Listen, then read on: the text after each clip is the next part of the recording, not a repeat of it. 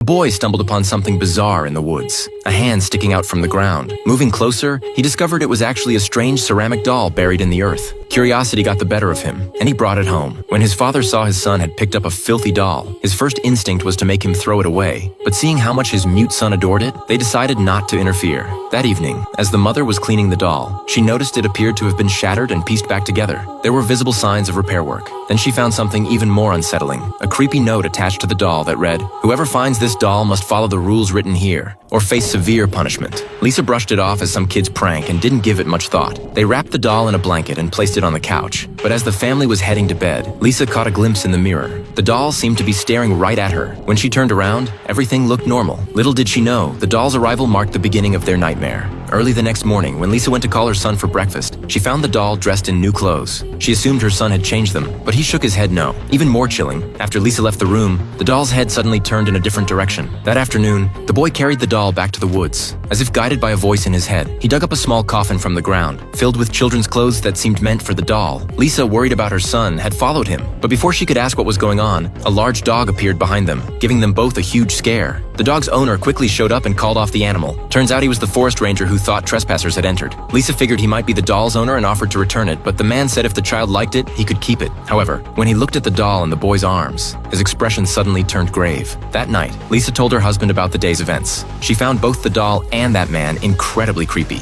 Who puts a doll in a coffin? It was just too bizarre. She suggested throwing the doll away, but her husband thought she was overreacting. After all, it was just a doll. While they were arguing, they suddenly heard voices coming from their son's room. They couldn't believe it. The doll had somehow gotten their son to speak. When Lisa asked if he'd been talking to the doll, he nodded yes. Although he still wouldn't speak in front of his parents, this breakthrough made them both happy. So Lisa dropped the idea of getting rid of the doll. The next morning, while tidying her son's room, Lisa discovered his favorite teddy bear had been torn to shreds. She couldn't believe her usually gentle son could do something so violent. When the couple confronted him about it, the boy denied doing it and shifted his gaze to the doll. Lisa obviously didn't believe a doll could do such a thing. Seeing her son wouldn't tell the truth, she punished him by sending him to his room to read, and he couldn't be with the doll. After shutting her son in his room, Lisa settled down with a book. But just as she was getting absorbed in her reading, she heard noises from the living room. It turned out to be the TV, but nobody else was there. After turning it off, Lisa rushed to her son's room to confront him, but he looked genuinely innocent and insisted he'd never left his room. Lisa still had her suspicions, but since her son wouldn't admit to anything, there wasn't much she could do. She returned to her seat to continue reading, but when she glanced at where the doll should be, it had vanished from the living room.